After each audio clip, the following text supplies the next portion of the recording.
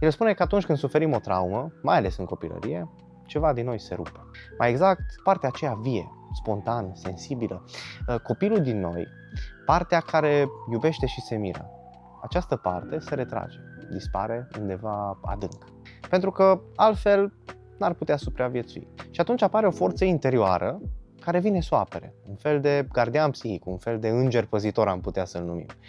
Calced îl numește un pic mai complicat sistemul de auto-îngrijire arhetipal. E un nume lung, dar la bază are o idee simplă. O parte din noi devine paznicul celeilalte părți, acea parte rănită și spune: hei, tu stai acolo, stai ascuns, nu mai ieși, am eu grijă să nu te mai doară. La început pare un gest de iubire, nu? De supraviețuire și chiar e.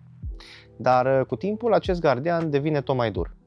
Închide ușa, aruncă cheia și strigă: nu simți, nu visa, nu te atașa, nu iubi, pentru că toate astea ar însemna un risc și ar putea activa din nou acea rană.